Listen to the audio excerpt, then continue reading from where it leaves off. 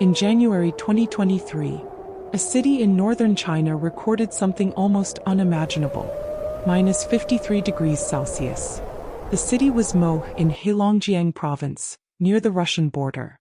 It was the lowest temperature ever recorded there since measurements began in 1969. At minus 53 degrees Celsius, winter isn't simply cold.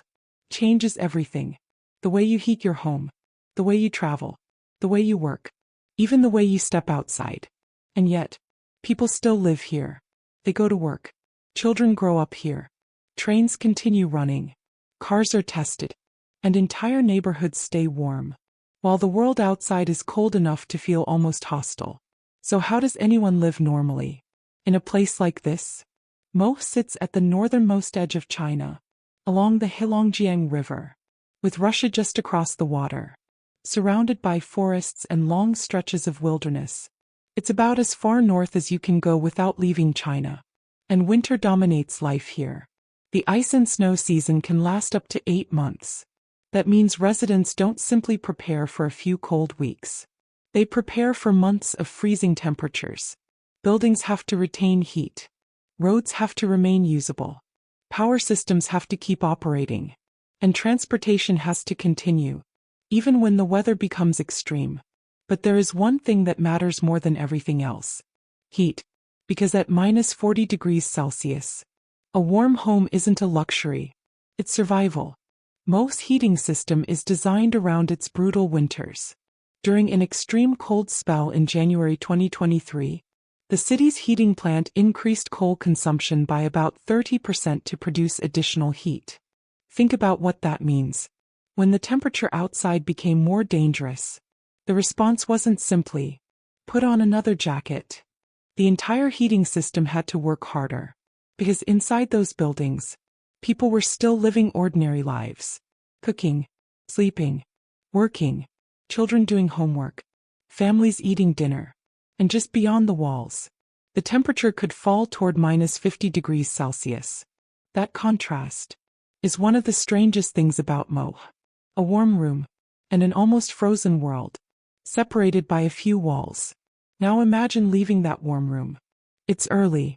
The sun hasn't fully risen. The temperature is far below freezing. You put on your winter layers. A thick coat, gloves, hat, boots, something to cover your face. Because at these temperatures, clothing isn't about looking good. It's about controlling how quickly your body loses heat. Then you open the door. The cold hits immediately. Your breath becomes a white cloud. The air feels completely different. And within seconds, you understand that this isn't an ordinary winter. But the people of Mohe still leave their homes. Because life doesn't stop, just because the temperature drops. During severe winter conditions, railway workers still inspect tracks. Power workers still patrol electrical lines. Forestry workers continue working in the frozen landscape. Traffic workers remain outside. Xinhua has documented workers across Mohe continuing these duties during extreme winter conditions. For an outsider, it looks extraordinary. For them, it's work. And that difference matters. Because surviving an extreme environment isn't only about being physically tough. It's about having systems, habits, and knowledge that make the environment manageable. And then something unexpected happened. Mohe's biggest environmental disadvantage became an advantage. Automakers began coming here, specifically because it's so cold. They test vehicles in conditions that would be difficult to reproduce anywhere else. Batteries, tires, electronics, engines, materials. Everything gets pushed to its limits. By 2025, Mohe had 6 cold weather testing companies conducting tests on more than 1,200 vehicles annually, according to People's Daily. The cold had become a laboratory, a natural stress test, for modern technology. Because Mohe isn't an empty research station. It's a city. People live here. They shop. They commute. They raise families. They celebrate holidays. And when winter arrives, they don't simply hide indoors for 8 months. They adapt. They know when to travel, what to wear, how to protect their homes, how to keep vehicles operating. and how to recognize when the weather is simply too dangerous. Over generations, the environment teaches you. You learn what the cold can do, and eventually, the extraordinary becomes ordinary. There is another side to Mohe's winter.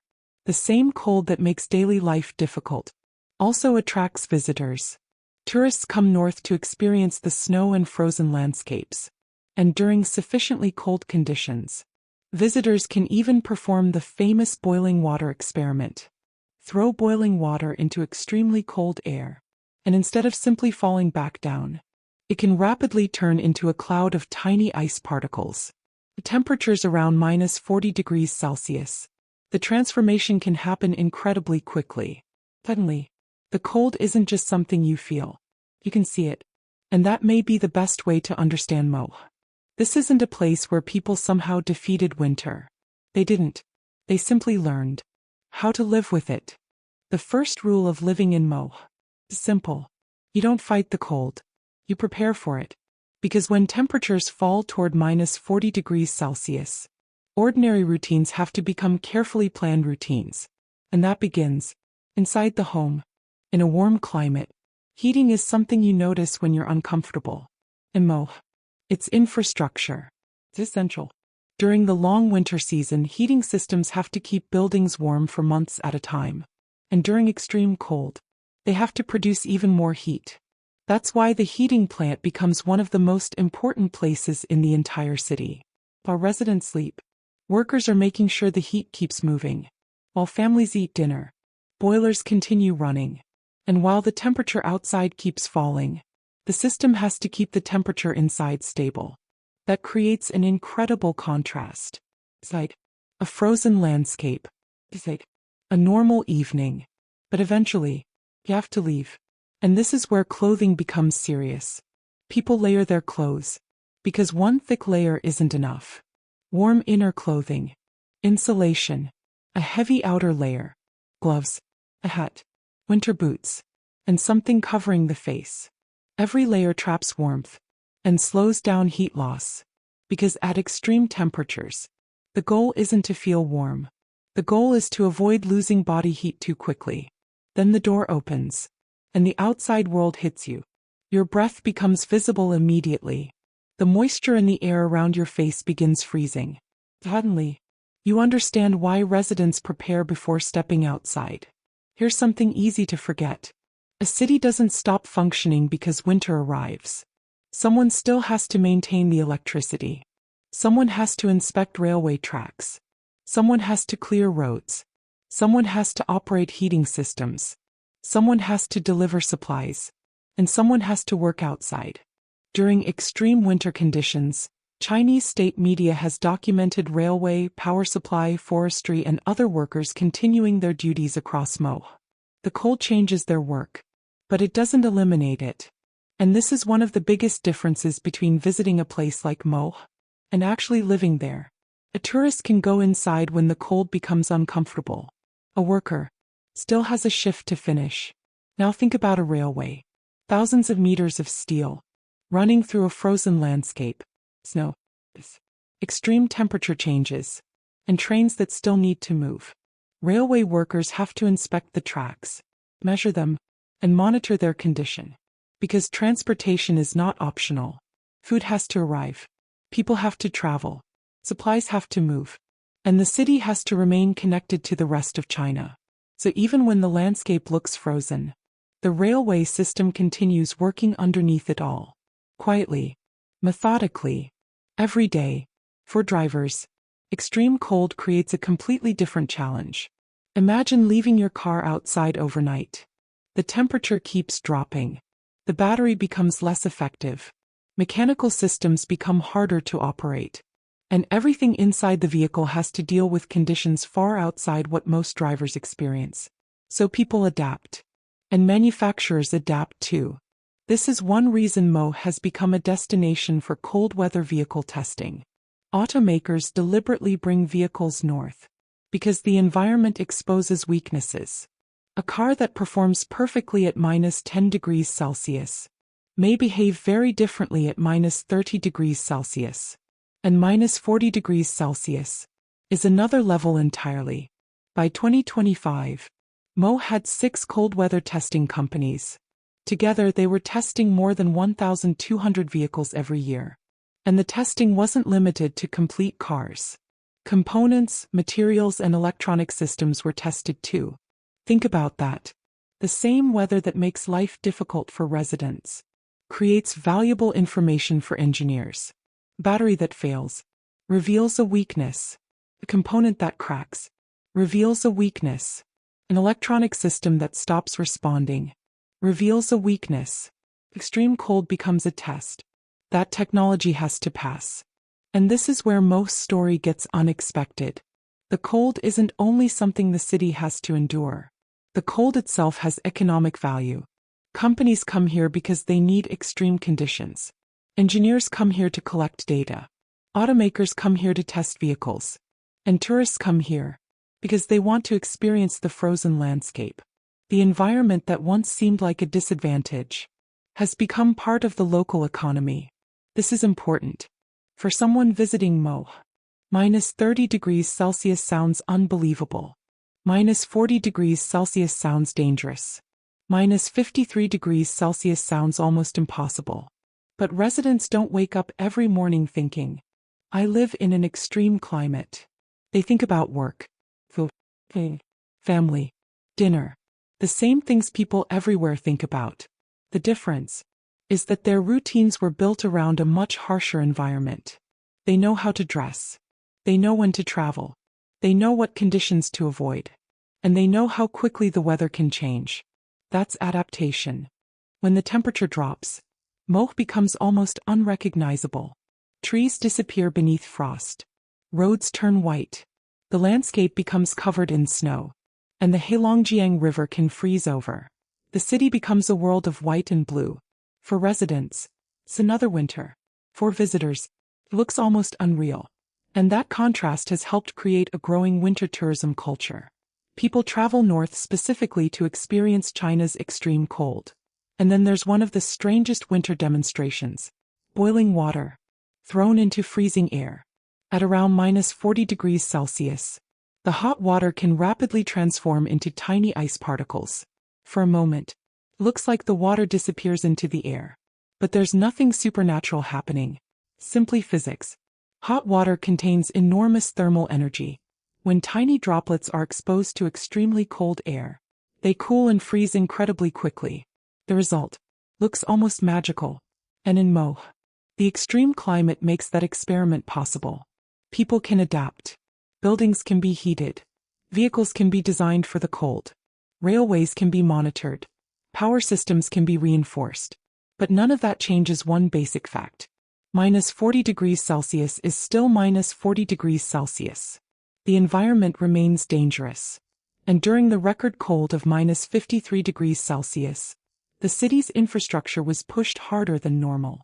Heating demand increased. Workers had to remain vigilant.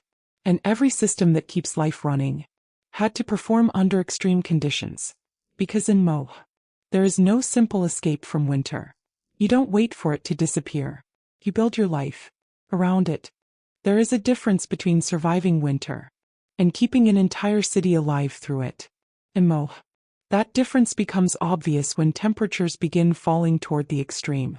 Because the cold doesn't only affect people. It affects infrastructure, power lines, railways, heating systems, vehicles, communications, and the equipment quietly working in the background that most residents never even think about until something goes wrong. Imagine a winter night. It's completely dark outside. The temperature is far below freezing, and thousands of homes are depending on one thing: heat. If the electricity goes down, heating systems can become vulnerable. That's why power workers have to continue inspecting equipment even during severe weather. They patrol electrical lines, check equipment, look for damage, and make sure electricity keeps reaching the city. During severe winter conditions, Xinhua documented power supply workers conducting line patrols in Mohe despite the extreme cold. For the people inside their homes, it may look like nothing is happening. And that's exactly the point. The system is working. But keeping a city warm requires enormous amounts of energy. During Mohe's minus 53 degrees Celsius cold spell in January 2023, the city's heating plant had to increase production. Coal consumption rose by approximately 30% as workers worked to meet the additional heating demand. Think about that. When the outside temperature became more extreme, the city didn't simply tell people to wear another sweater. The infrastructure itself had to respond. More fuel, more heat, more work. Because at temperatures like this, a heating system isn't just providing comfort. It's protecting an entire population from the environment outside. And that's what makes life in Mohe so fascinating. Walk outside, and the cold immediately reminds you where you are. Your breath becomes visible. Frost begins forming. The landscape is frozen. Then, you walk back through the door. Suddenly, you're warm again. In September 2024, Mohe even began its heating season 15 days earlier than scheduled because temperatures were falling unusually early. One resident reported an indoor temperature of around 24 degrees Celsius while the temperature outside was close to freezing. That's the contrast. Winter. Normal life. The entire city is essentially built around maintaining that boundary. Now imagine a railway track, running through a landscape covered in snow. Metal rails, frozen ground, extreme temperatures, and a train that still needs to arrive. Railway workers have to inspect the tracks, measure them, monitor their condition, and make sure the system remains safe. During severe winter conditions, railway workers in Mohe have continued inspecting tracks and maintaining operations despite the extreme cold. For passengers, the train simply arrives. But behind that simple arrival, there are people working in conditions most passengers never experience. And here's where Mohe becomes even more unusual. The city isn't only adapting to the cold. Technology is coming here specifically because of it. Automakers use Mohe as a natural cold weather laboratory. Vehicles are tested. Batteries are tested. Electronic systems are tested. Materials are tested. And every failure teaches engineers something. By 2025, Mohe had 6 cold weather testing companies. More than 1,200 vehicles were being tested annually, along with thousands of other testing categories involving components and materials. The environment becomes the test. No artificial laboratory needed. Just winter. For an ordinary person, extreme cold is a problem. For an engineer, it can be information. A battery that loses performance reveals a weakness. A component that becomes brittle reveals a weakness. System that fails reveals a weakness. And those discoveries can eventually improve products used far beyond Mohe. So something strange has happened.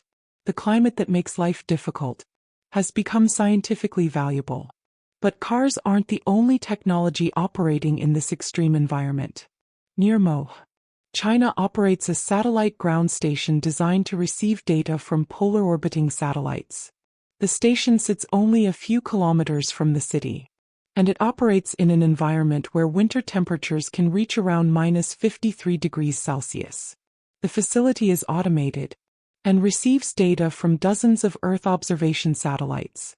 Since beginning trial operations in 2023, it has completed tens of thousands of orbital receptions with a reported success rate above 99%. Think about that. On the ground, people are dealing with one of China's coldest climates. Above them, satellites are passing through space. And somewhere in between, a ground station quietly collects their data. Even extreme cold can't stop the information from moving. But technology doesn't operate by itself. Someone has to maintain it. Someone has to inspect it. Someone has to repair it. Someone has to make decisions when conditions become dangerous. That's why the most impressive part of Mohe isn't necessarily the heating plant, or the vehicles, or the satellite station.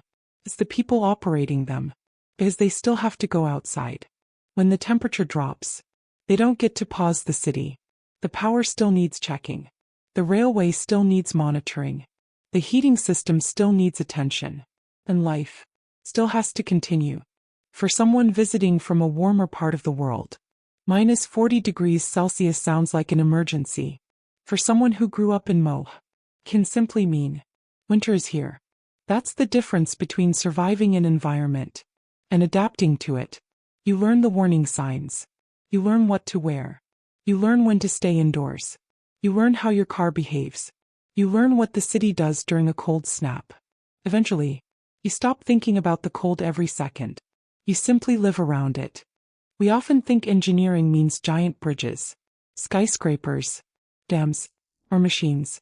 But Mohe shows another kind of engineering. A city doesn't need to defeat its environment. It needs to work with it. Homes retain heat.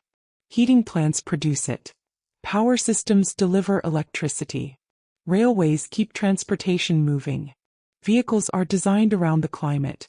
Technology is tested in the cold. And people organize their lives around all of it. No single invention makes Mohe livable. It's the entire system, working together. We've seen the machines. We've seen the heating systems. We've seen the railway. We've seen the satellite station. But numbers like -40 degrees Celsius and -53 degrees Celsius are still just numbers. Until you experience what they do to ordinary things. What happens to your food? Your phone? Your breath? Your clothing? And what does it actually feel like to stand outside when the air itself seems determined to push you back indoors?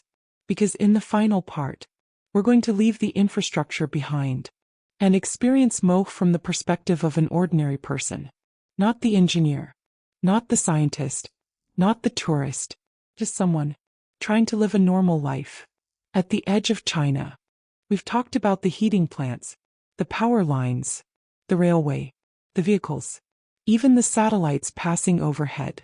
But none of those numbers can really explain what extreme cold feels like until you step outside. Imagine leaving a warm home and walking directly into air that is -30 degrees Celsius, or even colder. Your first instinct is simple. Cover your face. Because every breath reminds you, this isn't an ordinary winter. At extreme cold, your breath doesn't simply disappear. Warm, moist air leaves your mouth and meets freezing air. A white cloud forms instantly. The colder it gets, the more dramatic it becomes. Your scarf can collect moisture from your breath, and that moisture can freeze. Your eyelashes can develop frost. Suddenly, you can see the temperature happening right in front of you. That's something most people never experience. In a normal winter, cold is something you feel. In Mohe, cold becomes visible. Now imagine pulling your phone out of your pocket. You're trying to make a call, take a photograph, or check a map. But extreme cold can reduce lithium-ion battery performance. The battery hasn't necessarily lost all its energy. It's simply struggling to deliver it in the cold. That's why keeping electronics insulated from the outside air becomes important. A phone that works perfectly inside a warm building can behave very differently after being exposed to freezing temperatures.